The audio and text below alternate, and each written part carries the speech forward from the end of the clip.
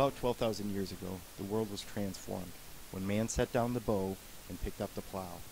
Farming was the first great technological revolution, and the transformative effects of this revolution are ongoing.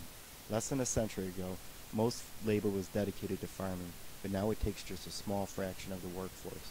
We have science and the tools of the Industrial Revolution to thank for these amazing gains in productivity, but we can also blame these factors for some very real problems, such as the proliferation of processed foods and an alienation between people and the means of food production. We have turned the farms into factories, but in the process, we lost something. In building this vast network, we have broken the connection to what's close to us. Food that travels across the world, from farm to packaging to warehouse to retail, before arriving home in a barely recognizable form. Our Code Michigan project is codenamed farm2table, and it aims to use the tools of the information age to fix these issues. We want to build a marketplace and a brand that highlights locally grown food. We want to reconnect the consumer with every meaningful detail about the produce they bring home. We want to empower the farmer with pride in their work and the tools to connect to their end customer once again. Here's how we will accomplish this. It starts with the farmer.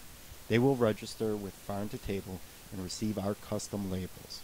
These labels highlight our brand and also have a QR code with a unique identifier.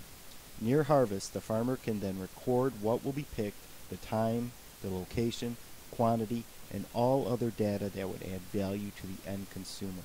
They can also specify some of the harvest as available on the farm2table marketplace. During harvest, the farmer can apply the labels and scan each QR code to associate it with the defined crop. In this way, there can be many labels associated with a single crop. When the produce reaches the consumer, they now have a direct connection to the field it was grown. By scanning the QR code, they have access to all the information the farmer has shared, the distance it has traveled, the day it was picked, and even pictures of it being harvested. This data will add tremendous value to the produce, and in time it will add tremendous value to the farm2table brand. If the farmer specified some portion of the harvest to be available in the market, then local businesses will be able to arrange the direct purchase of this produce. Here is an example of how this will work. A restaurant manager, for example, goes to the farm2table website and enters their needs, a wish list. This will include the produce and the distance they are willing to go to get it.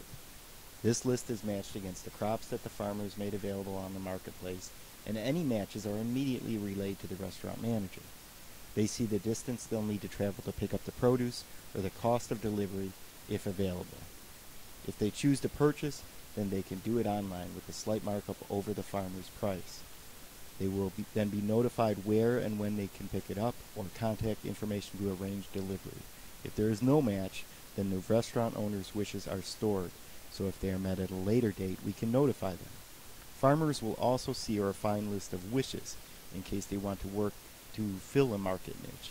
Is someone looking for a rare variety of cherries, maybe a steady flow of seed cucumbers for a specialty dish? This will be the place to find it, locally grown, here in Michigan. We are building farm2table on a bedrock technical foundation.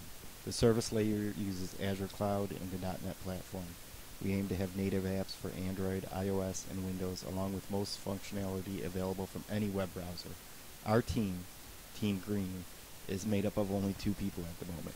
It is led by myself, Tom Rogers, a software engineer with over 18 years of experience, most recently as a senior software engineer at Quicken Loans. The second member in a consulting role is entrepreneur/business consultant Steve Johnson. Ultimately, we believe that there is no market too large or entrenched to be out of reach of the information revolution we are living through. It is time to break the barrier between the farm and consumer, field and plate, and we aim to do just that.